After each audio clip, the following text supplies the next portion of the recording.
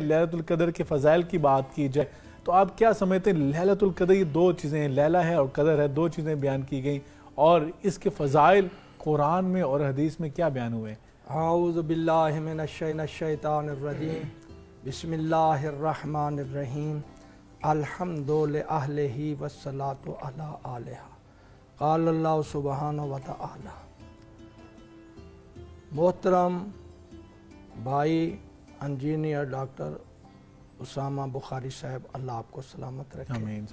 آپ نے ماہ رمضان کی عبادات کا جو نچوڑ، خلاصہ، مقصد ہے، اس عنوان سے اس پروگرام کو تشکیل دیا ہے۔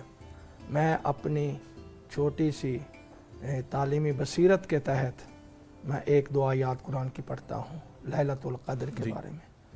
ذات خدا ارشاد فرما رہی ہے سورہ دخان میں، حامیم والکتاب مبین انا انزلناہ فی لیلۃ مبارکۃ انا کننا منذرین فیہا یفرق کل امر حکیم۔ یہ قرآن مجید سورہ دخان کے حامیم حروف مقطعات میں ہے۔ اس میں تو غیر نبی، غیر معصوم کی لوکال صرف اپنی رائے بیان کر سکتا ہے، حقیقی معنی نہیں ہے۔ والکتاب مبین، اور کتاب مبین، اور معنی بعد میں، پہلے معنی یہی کتاب القرآن المجید ہے، جس میں ذات خدا فرمائے میں نے اس کو برکت والی رات میں نازل کیا۔ سبحان اللہ۔ فیہا یفرق کل امر حکیم، اور اس رات تمام امور خدا بندی کی تقسیم بندی ہوتی ہے، جن میں اعلیٰ حضرت امام احمد رضا بریلوی رحمۃ اللہ علیہ کہتے ہیں امور تو ہزار رہا، لیکن بعد چار بڑے امور ہیں جن کی تقسیم بندی ہوتی ہے، وہ ہے اس رات رزق، اولاد، موت، حیات، یہ فیصلے ہوتے ہیں۔ دوسرے مقام پر اسی رات کی عظمت کے بارے میں سورۃ القدر، لطف کی بات یہ ہے، بڑی بصیرت کی بات یہ ہے کہ 114 سورتیں ہیں اور ان کے مختلف نام ہیں۔ سورہ رحمان بھی ہے، سورہ محمد بھی ہے، سورہ مریم بھی ہے، سورہ نوح بھی ہے، سورہ یونس بھی ہے، یہ سارے مقامات ہیں۔ لیکن اللہ رب العزت نے اس کا نام ہی کیا رکھا ہے؟ سورۃ القدر۔ بسم اللہ الرحمن الرحیم، انا انزلناہ فی لیلۃ القدر وما ادراک ما لیلۃ القدر لیلۃ القدر خیر من الف شہر۔ ہم نے اس قرآن کو قدر والی رات میں نازل کیا۔ تم کیا جانو کہ قدر والی رات کیا ہے؟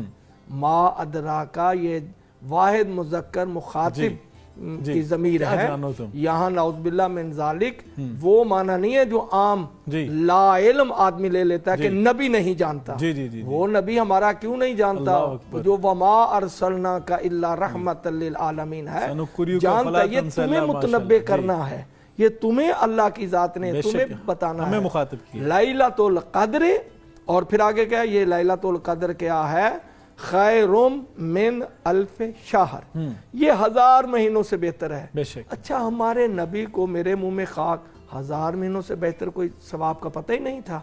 یہ عربی زبان کی لطافت، میں تمام اہل علم حضرات کی خدمت میں یہ جملہ کر رہا ہوں کہ آپ دیکھیں ہر زبان میں اب اپنا اکائی ہے، دہائی ہے، سینکڑا، ہزار، 10,000 ہے، اس کے بعد لاکھ ہے، 10 لاکھ، پھر اوپر چلا جاتا ہے کروڑ، 10 کروڑ، ارب 10 کروڑ۔ عربی زبان کی لطافت یہ ہے کہ اس کے 1000 کے بعد کوئی لفظ ہی نہیں ہے۔ آپ لغت کو دیکھ لیں، جو بھی آپ دیکھ لیں، لیول یہی ہے، یہ آخری لیول جو ہے 1000 ہے۔ یہاں سے 1000 یعنی کہ 1000 نہیں، 1000 مہینوں سے بھی افضل ہے، یعنی جس کی، اور مہینوں کی بھی جو ہے تحدید نہیں کی، تحدید نہیں ہے، یعنی اس کی حد نہیں بتائی، اس کی کوئی حد۔ یہ دو چیزوں کی حد مجھے نظر نہیں اسامہ صاحب، وہ یہ ہے، ایک یہ ہے کہ لیلۃ القدر کے ثواب کی حد، عظمت، دوسرا یہ ہے وہ سورہ نجم میں ہے کعبہ قوسین او ادنا، ہم نے کعبہ کو، یا اس سے بھی تھوڑا، کتنا تھوڑا ہے اس کی حد کا پتہ نہیں ہے، یہاں کتنی زیادہ ہے اس کی حد کا پتہ نہیں ہے۔ تو یہ باتیں ہیں لیلۃ القدر، بالکل یقیناً یہ بڑی فضیلت والی رات ہے، اور ایسی رات ہے جسے 1000 مہینوں سے زیادہ افضل قرار دے دیا گیا۔ لیکن اس رات کے اندر کرنا کیا ہے، اس کے میں سمجھتا ہوں کہ نشانیاں کیا ہیں، سب کیا فرمائیں گے کہ کون خوش قسمت لوگ ہیں جن کو یہ مل جاتی ہے، اور پھر کون سے اعمال ہیں جو ہمیں لیلۃ القدر کرنے ہیں۔ ہم تو دیکھتے ہیں کہ آخری اشرا آتا ہے تو ہمارا رجحان تو بازاروں کو ہو جاتا ہے، وہ شاپنگ کر لیں، سیل لگ گئی ہے، عید والے دن کپڑے جو ہیں سب نے دیکھنے، تو ہم تو یہ ساری راتیں جو ہیں بڑی غنیمت والی راتیں ہیں اور بڑی میں سمجھتا ہوں قدر و منزلت والی راتیں ہیں، ہم بازاروں میں گزار دیتے ہیں۔ بسم اللہ الرحمن الرحیم، انا انزلناہ فی لیلۃ القدر۔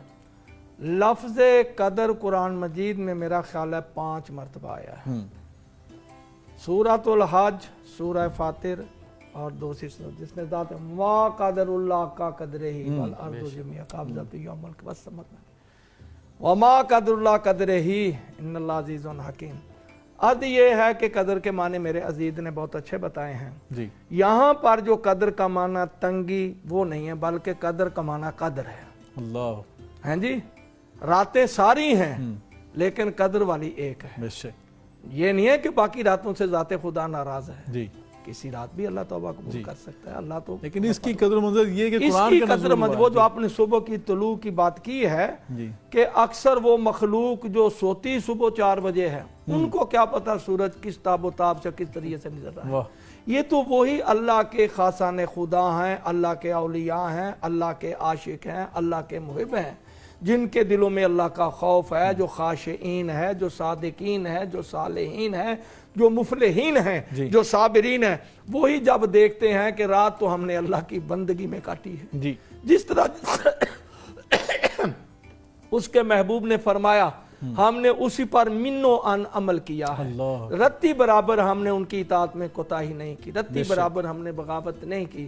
اور جب وہ دیکھتے ہیں اور رات کو گڑ گڑاتے ہیں، اللہ کو کون سی مخلوق پسند ہے؟ میں یہ حدیث پڑھ کر بڑا حیران ہو گیا کہ بوڑھے کے آنسو کو اللہ پسند نہیں کرتا، جوان کے آنسو کو پسند کرتا۔ اللہ، وہ جوان جس کو اللہ نے طاقت دی، برائی کی اچھائی کی، اور وہی اللہ کی بارگاہ میں جب ایک آنسو اللہ کی خشیت سے، اللہ کے خوف سے روتا ہے تو اللہ فرماتا ہے میرے جہنم کے دروازے بند کر دو، یہ قطرہ گر گیا تو اندر گلزار بن جائے گی۔ سبحان اللہ، وہی آنکھ دیکھتی ہے کہ پہلے بھی سورج دیکھتے تھے، آج وہ سورج تمہیں مبارکیں دے رہا ہوتا ہے کہ تم خوش قسمت ہو، تم نے لیلہ قدر کو پا لیا ہے، اللہ نے مجھے اس طرح طلوع کیا، میں اللہ کی نشانی اکبر ہوں۔ سبحان اللہ۔ ڈاکٹر علامہ صاحب بڑی خوبصورت بات، اور آپ نے ایک جو نکتہ بیان کیا نا آج کے پروگرام میں کہ جو مخلوق سوتی صبح کو ہے، فجر کی نماز سے پہلے سو جاتے ہیں، جنہیں فجر کی نماز پڑھنا نصیب نہیں ہوتی، تو ان کو کیا پتا کہ لیلۃ القدر کی جو رات گزری ہے اس کے بعد کی صبح کیا ہوگی؟ اللہ سے بس دعا ہے کہ اللہ ہمیں عمل کی توفیق دے دے۔ علامہ صاحب یہ فرمائیے گا کہ اگر لیلۃ القدر کی بات ہو تو بعض اوقات لوگ یہ سوال کرتے ہیں کہ کیا لیلۃ القدر کون سی لیلۃ القدر ہوگی؟ پوری دنیا میں ایک ہی رات لیلۃ القدر ہوگی یا مختلف جس طرح ممالک ہیں، ہم اپنی عید کرتے ہیں، دوسرے ممالک مشرق وسطیٰ کی بات کر لیں، یورپین ممالک کی، امریکہ کینیڈا کی بات کریں، وہاں پہ فرق ہوتا ہے، رمضان کا بھی ہوتا ہے، عید کا بھی ہوتا ہے، تو کیا لیلۃ القدر کا بھی فرق ہے کہ پوری دنیا میں ایک رات ہے؟ بسم اللہ الرحمن الرحیم۔ اصل بات آپ کا سوال افق پر آ گیا ہے۔ افق کے بارے میں مختلف رائے ہیں۔ جی، پہلی بات اپنے پاکستان کی لے لیں، اب تو 2 سال سے بچاؤ ہو گیا، ورنہ 3 عیدیں ہم نے منائی ہیں جی، افق کو دیکھ کر۔ جب 3 راتیں ہم نے 3 چاند عیدیں منا لی تو لیلۃ القدر بھی مشکوک ہو گئی کہ کون سی رات تھی۔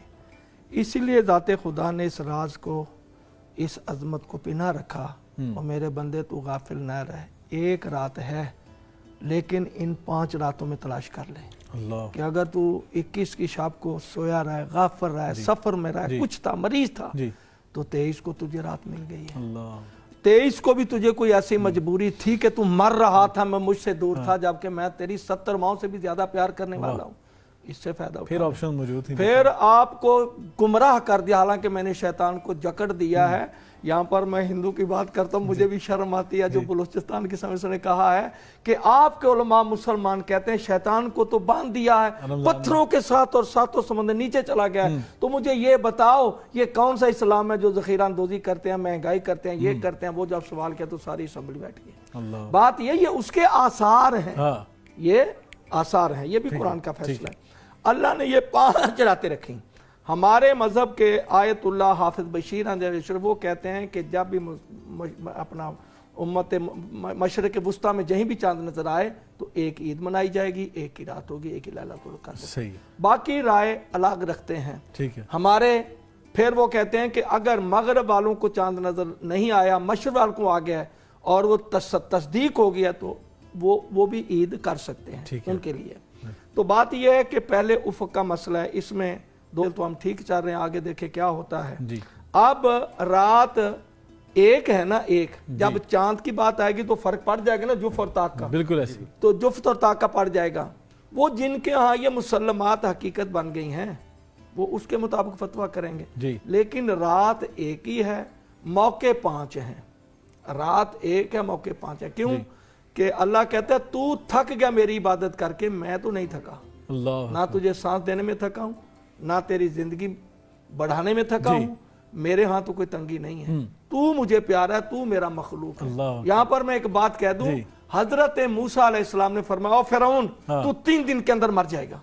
मूसा कलीमुल्लाह जलाल में आ गया, वो मुस्कुराता रहा फिरौन। जब वो चला गया, अब नबी को पता मैंने कह दिया, अल्लाह कैसे टहलेगा। अल्लाह चौथे दिन पता चला, शेर ने कहा मूसा वो तो जिंदा है फिरौन, अल्लाह वो तो जिंदा है। बारगाह खुदा में झुक, मेरे अल्लाह मैं तेरा बंदा, मैं तेरा इताअत गुजार। मैंने कहा मूसा तूने ठीक कहा था लेकिन तूने एक बात का ख्याल है, तुझे उसके मुंह पर कह दिया था। जैसे तू कहकर आया है ना, उसने पीछे से मुसल्ला बिछाया, रात की तारीकी में रोकर कहता है मेरे अल्लाह तू जानता है खालिक तू है, माबूद तू है, मालिक तू है, मैं फिरौन बन गया था, मुझे माफ कर दे। उसने माफी मांगी, मैंने माफ कर दिया। मैंने कहा फिरौन तू मेरा बंदा होना भूल गया था लेकिन मैं तेरा खुदा होना। बेशक यकीनन अल्लाह तो बेनियाज है ना, अल्लाह उस समद उसकी तो बेनियाजी है। ये तो इंसान के ऊपर है ना कि हमने अपने लिए माफ़ी मांगनी है, हमने अपना जो है मैं समझता हूँ मुहासबा करना है, हमने अपनी नदामत और अपनी शर्मिंदगी अपने रब के सामने पेश करनी है। उसका काम है माफ़ कर देना, वो अगर चाहे तो हमें माफ़ फरमा दे। लेकिन हमारा तो गुमान ये है, अल्लाह खुद फरमाते हैं इन्ना ज़न्ने अब्दी भी, मेरा बंदा मेरे बारे में जो गुमान करता है मैं ज़रूर पूरा करता हूँ। हमारा तो अपने रब के बारे में यही गुमान है। जिस आम मशहूर है कि 70 माओं से ज़्यादा अल्लाह रब्बुल इज़्ज़त प्यार करते हैं। यकीनन उनकी शान ये है कि रहमान और रहीम है। हम अल्लाह से ये दुआ करेंगे अल्लाह हमारे साथ जो है रहम करम का मामला फरमाना। यकीनन अल्लाह से दुआ करते रहना, यही इंसान की खुशबख्ती है।